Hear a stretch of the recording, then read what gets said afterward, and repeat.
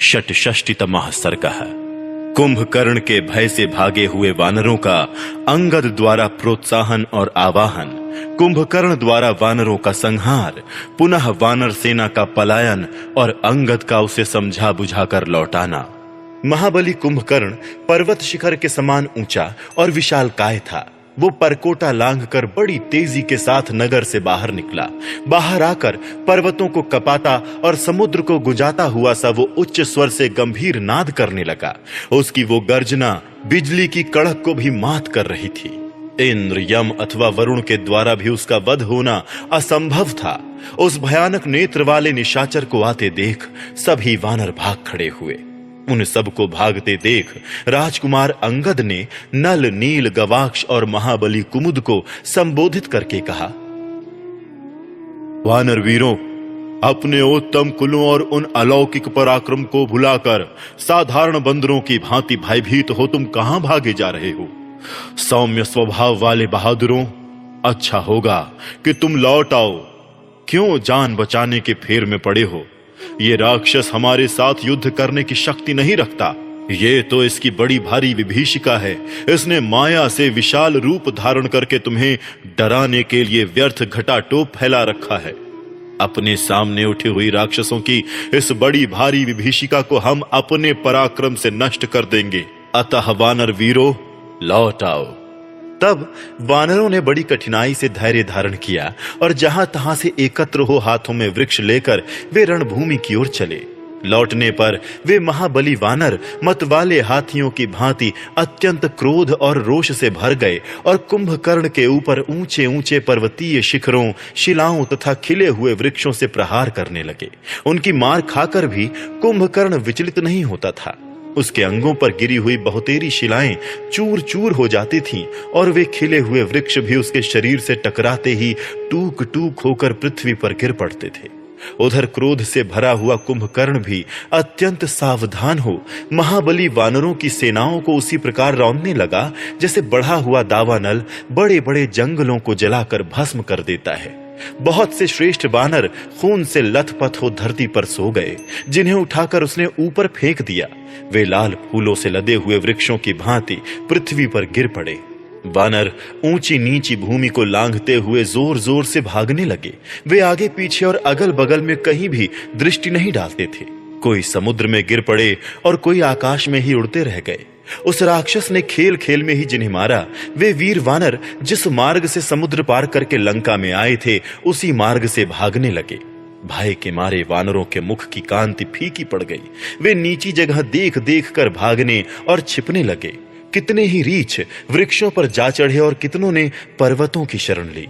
कितने ही वानर और भालू समुद्र में डूब गए। कितनों ने पर्वतों की गुफाओं का आश्रय लिया। कोई गिरे, कोई एक स्थान पर खड़े ना रह सके, इसलिए भागे। कुछ धराशायी हो गए और कोई मुर्दों के समान सांस रोककर पड़ गए। उन वानरों को भागते देख अंगद ने इस प्रकार कहा, वानर वीरों, ठहरो, लौट आओ। हम सब मिलकर युद्ध करेंगे। यदि तुम भाग गए तो सारी पृथ्वी की परिक्रमा करके भी कहीं तुम्हें ठहरने के लिए स्थान मिल सके, ऐसा मुझे नहीं दिखाई देता। इसलिए सब लोग लौट आओ। क्यों अपने ही प्राण बचाने की फिक्र में पड़े हो?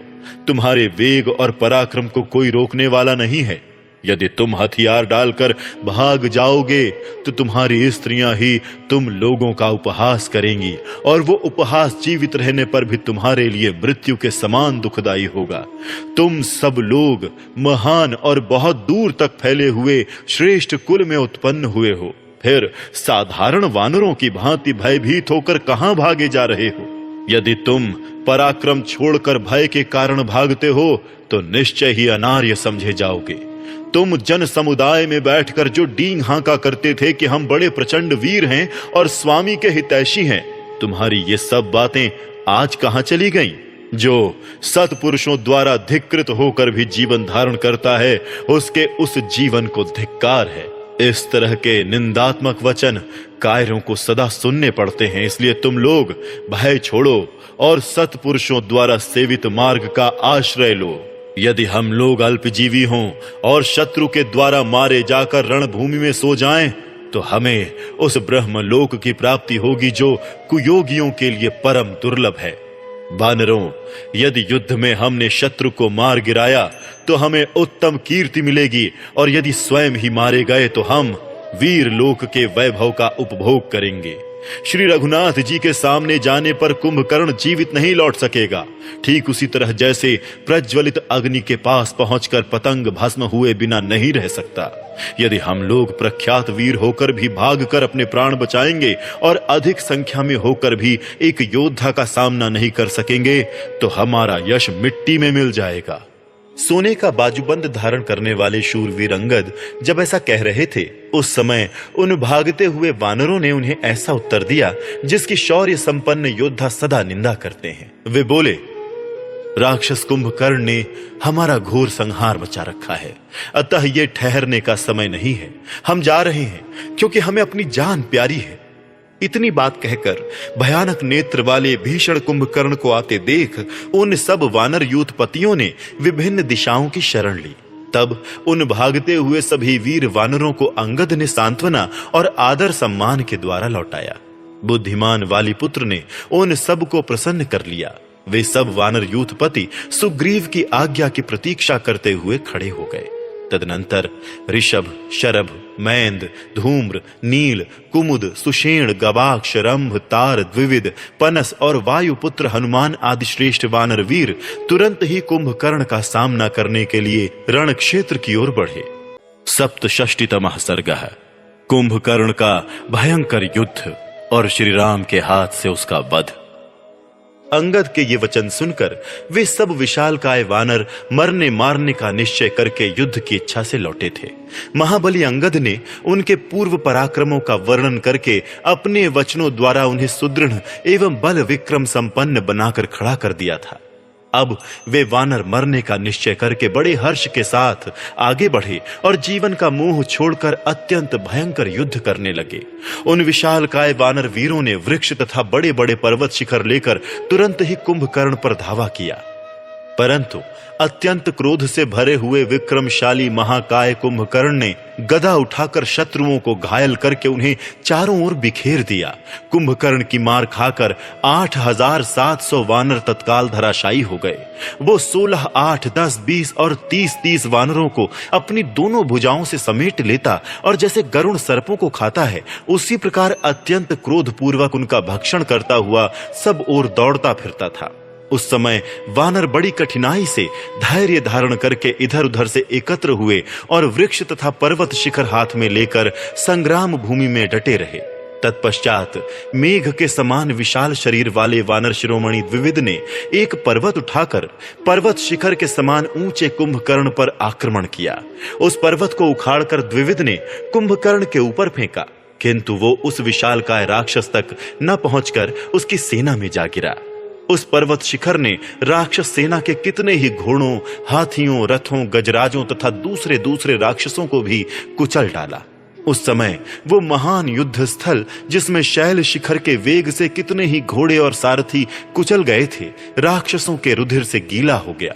तब भयानक सिंहनाद करने वाले राक्षस सेना के रथियों ने प्रलयकालीन यमराज के समान भयंकर बाणों से गरजते हुए वानर यूथपतियों के मस्तकों को सहसा काटना आरंभ किया। महामनस्वी वानर भी बड़े बड़े वृक्ष उखाड़कर शत्रु सेना के रथ, घोड़े, हाथी, ऊंट और राक्षसों का संहार करने लगे। हनुमान जी आकाश में पहुंचकर कुंभकर्ण के मस्तक पर पर्वत शिखरों, शिलाओं और नाना प्रकार के वृक्षों की वर्षा करने लगे, परंतु महाबली कुंभकर्ण ने अपने शूल से उन पर्वत शिखरों को फोड़ डाला और बरसाए जाने वाले वृक्षों के भी टुकड़े टुकड़े कर डाले। तत्पश्चात उसने अपने तीक्ष्ण शूल को हाथ में लेकर वानरों की उस भयंकर सेना पर आक्रमण किया। ये देख हनुमान जी एक पर्वत शिखर हाथ में लेकर उस आक्रमणकारी राक्षस का सामना करने के लिए खड़े हो गए। उन्होंने कुपित हो श्रेष्ठ पर्वत के समान भयानक शरीर वाले कुंभकर्ण पर बड़े वेग से प्रहार किया। उनकी उस मार से कुंभकर्ण व्याकुल हो उठा, उसका सारा शरीर चर्बी से गीला हो गया और वो रक्त से नहा गया।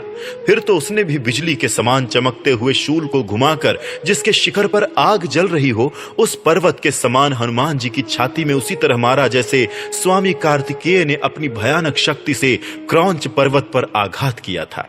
उस महासमर में शूल की चोट से हनुमान जी की दोनों भुजाओं के बीच का भाग विदीर्ण हो गया। वे व्याकुल हो गए और मुंह से रक्त वमन करने लगे। उस समय पीड़ा के मारे उन्होंने बड़ा भयंकर आर्तनाद किया, जो प्रलय काल के मेघों की गर्जना के समान जान पड़ता था। हनुमान जी को आघात से पीड़ित देख राक्षसों के हर्ष की सीमा ना रही। वे सहसा जोर जोर से कोलाहल करने लगे। इधर कुंभकर्ण के भय से पीड़ित एवं व्यथित हुए वानर युद्ध भूमि छोड़कर भागने लगे।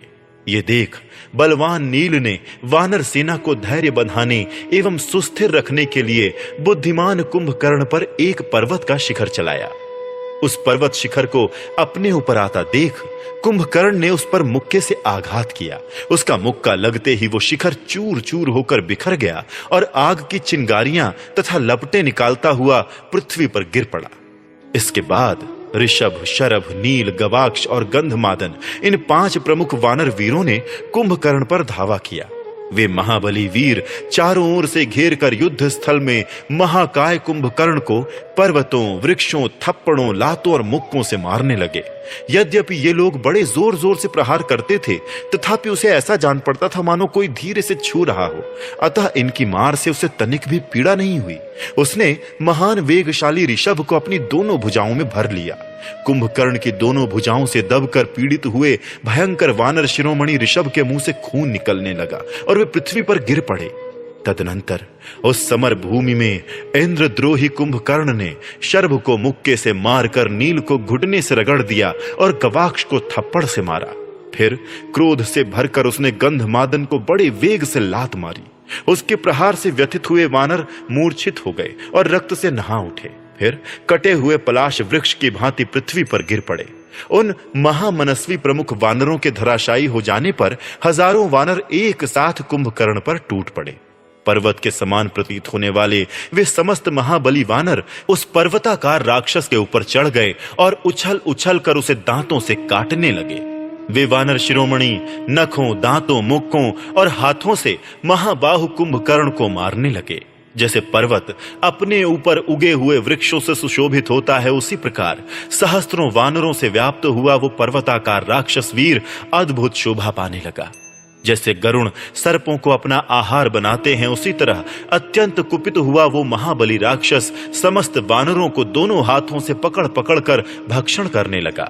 कुंभकर्ण अपने पाताल के समान मुख में वानरों को झोंकता जाता था और वे उसके कानों तथा नाकों की राह से बाहर निकलते जाते थे।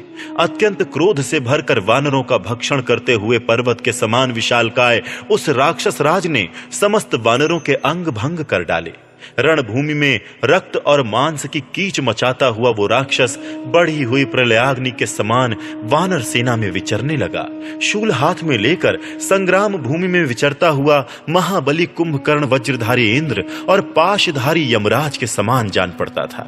जैसे ग्रीष्म ऋतु में दावानल सूखे जंगलों को जला देता है, उसी प्रकार कुंभकर्ण वानर सेनाओं को दग्ध करने लगा। जिनके यूथ नष्ट हो गए थे, वे वानर कुंभकर्ण की मार खाकर भय से उद्विग्न हो उठे और विकृत स्वर में चीत्कार करने लगे। कुंभकर्ण के हाथ से मारे जाते हुए बहुत से वानर जिनका दिल टूट गया था, व्यथित हो श्री रघुनाथ जी की शरण में गए। वानरों को भागते देख वाली कुमार अंगद उस महासमर में कुंभकर्ण की ओर बड़े वेग से दौड़े। उन्होंने बारंबार गर्जना करके एक विशाल शैल शिखर हाथ में ले लिया और कुंभकर्ण के पीछे चलने वाले समस्त राक्षसों को भयभीत करते हुए उस पर्वत शिखर को उसके मस्तक पर दे मारा।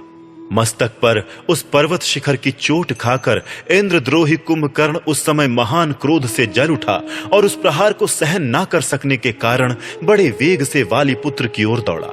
बड़े जोर से गर्जना करने वाले महाबली कुंभकर्ण ने समस्त वानरों को संत्रस्त करते हुए अंगद पर बड़े रोष से शूल का प्रहार किया। किंतु युद्ध मार्ग के ज्ञाता बलवान वानर शिरोमणि अंगद ने फुर्ती से हटकर अपनी ओर आते हुए उस शूल से अपने आप को बचा लिया।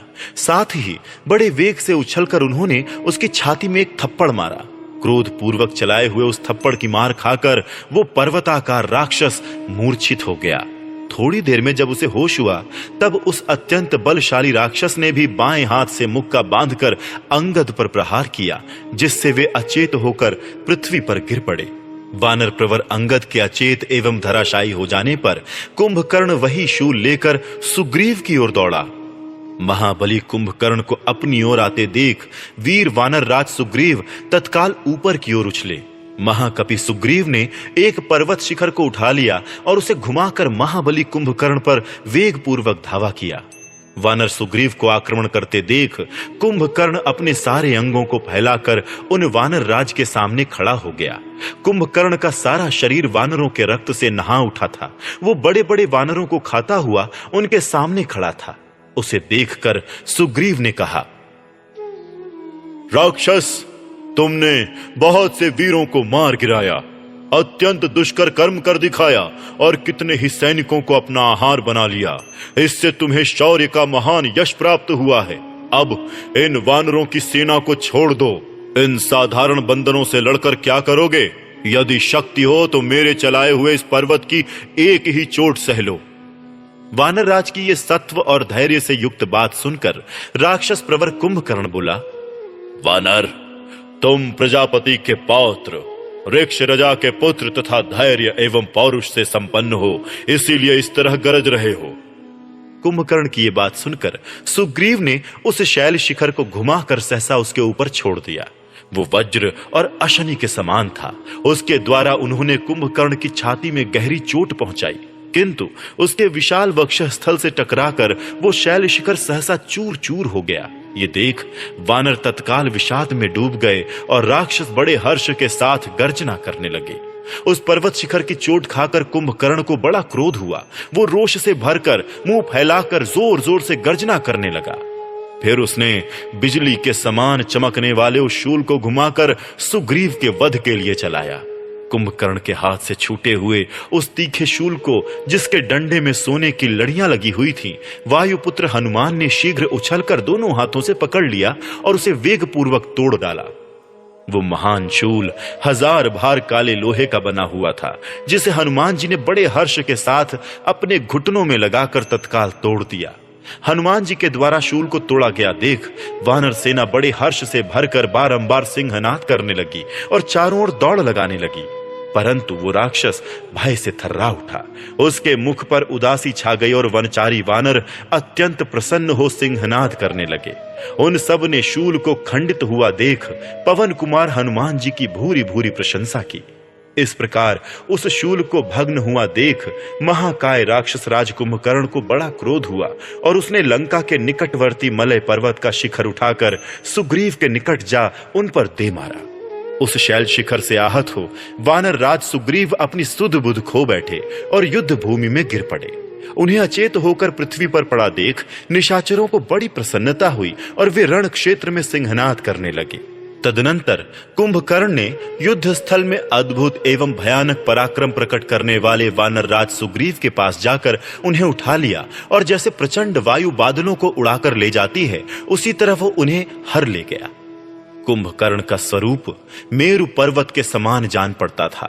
वो महान मेघ के समान रूप वाले सुग्रीव को उठाकर जब युद्ध स्थल से चला, उस समय भयानक ऊंचे शिखरों वाले मेरुगिरी के समान ही शोभा पाने लगा। उन्हें लेकर वो वीर राक्षस राज लंका की ओर चल दिया। उस समय युद्ध स्थल में सभी राक्षस उसकी स्तुति कर रहे थे। वानर राज के पकड़े जाने से आश्चर्यचकित हुए देवताओं का दुख जनित शब्द उसे स्पष्ट सुनाई दे रहा था। इंद्र के समान पराक्रमी इंद्रद्रोही कुंभकर्ण ने उस समय देवेंद्र तुल्य तेजस्वी वानर राज सुग्रीव को पकड़कर मन ही मन ये मान लिया कि इनके मारे जाने से श्री राम सहित ये सारी वानर सेना स्वतः नष्ट हो जाएगी। वानरों की सेना इधर उधर भाग रही है और वानर राज सुग्रीव को कुंभकर्ण ने पकड़ लिया है। ये देखकर बुद्धिमान पवन कुमार हनुमान ने सोचा, सुग्रीव के इस प्रकार पकड़ लिए जाने पर मुझे क्या करना चाहिए? मेरे लिए जो भी करना उचित होगा उसे मैं निसंदेह करूंगा। पर्वताकार रूप धारण करके उस राक्षस का नाश कर डालूंगा। युद्ध स्थल में अपने मुक्कों से मार मार कर महाबली कुंभकर्ण के शरीर को चूर चूर कर दूंगा। इस प्रकार जब मेरे हाथ से वो मारा जाएगा तथा वानर राज सुग्रीव को उसकी कैद से छुड़ा लिया जाएगा, तब सारे वानर हर्ष से खिल उठेंगे। अच्छा, ऐसा ही हो, अथवा ये सुग्रीव स्वयं ही उसकी पकड़ से छूट जाएंगे। यदि इन्हें देवता, असुर अथवा नाग भी पकड़ लें तो ये अपने ही प्रयत्न से उनकी कैद से भी छुटकारा पा जाएंगे। मैं समझता हूं कि युद्ध में कुंभकर्ण ने शिला के प्रहार से सुग्रीव को जो गहरी चोट पहुंचाई है, उससे अचेत हुए वानर राज को अभी तक होश नहीं हुआ है। एक ही मुहूर्त में जब सुग्रीव सचेत होंगे तब महासमर में अपने और वानरों के लिए जो हितकर कर्म होगा उसे करेंगे। यदि मैं इन्हें छुड़ाऊं तो महात्मा सुग्रीव को प्रसन्नता नहीं होगी, उल्टे इनके मन में खेद होगा और सदा के लिए इनके यश का नाश हो जाएगा। अतः मैं एक मुहूर्त तक इनके छूटने की प्रतीक्षा करूंगा, फिर वे छूट जाएंगे तो उनका पराक्रम देखूंगा। तब तक भागी हुई वानर सेना को धैर्य बंधाता हूं। ऐसा विचार कर पवन कुमार हनुमान ने वानरों की उस विशाल वाहिनी को पुनः आश्वासन दे स्थिरता पूर्वक स्थापित किया। उधर कुंभकर्ण हाथ पैर हिलाते हुए महावानर सुग्रीव को लिए दिए लंका में घुस गया। उस समय विमानों, सड़क के दोनों ओर बनी हुई गृह पंक्तियों तथा गोपुरों में रहने वाले स्त्री पुरुष उत्तम फूलों की वर्षा करके कुंभकर्ण का स्वागत सत्कार कर रहे थे। लावा और गंध युक्त जल की वर्षा द्वारा अभिषिक्त हो राजमार्ग की शीतलता के कारण महाबली सुग्रीव को धीरे धीरे होश आ गया। तब बड़ी कठिनाई से सचेत हो बलवान कुंभकर्ण की भुजाओं में दबे हुए महात्मा सुग्रीव नगर और राजमार्ग की ओर देखकर बारंबार इस प्रकार विचार करने लगे। इस प्रकार इस राक्षस की पकड़ में आकर अब मैं किस तरह से इससे भरपूर बदला ले सकता हूं। मैं वही करूंगा जिससे वानरों का अभीष्ट और हितकर कार्य हो। ऐसा निश्चय करके वानरों के राजा सुग्रीव ने सहसा हाथों के तीखे नखों द्वारा इंद्र शत्रु कुंभकर्ण के दोनों कान नोच लिए, दांतों से उसकी नाक काट ली और अपने पैरों के नखों से उस राक्षस की दोनों पसलियां फाड़ डाली। सुग्रीव के दांतों और नखों से दोनों कानों का निम्न भाग और नाक काटे जाने पर तथा पार्श्व भाग के विदीर्ण हो जाने से कुंभकर्ण का सारा शरीर लहूलुहान हो गया। तब उसे बड़ा रोष हुआ और उसने सुग्रीव को घुमाकर भूमि पर पटक दिया। पटक कर वो उन्हें भूमि पर रगड़ने लगा। भयानक बलशाली कुंभकर्ण जब उन्हें पृथ्वी पर रगड़ रहा था और वे देवद्रोही राक्षस उन पर सब ओर से चोट कर रहे थे, उसी समय सुग्रीव सहसा गेंद की भांति वेग पूर्वक आकाश में उछले और पुनः श्री रामचंद्र जी से आ मिले।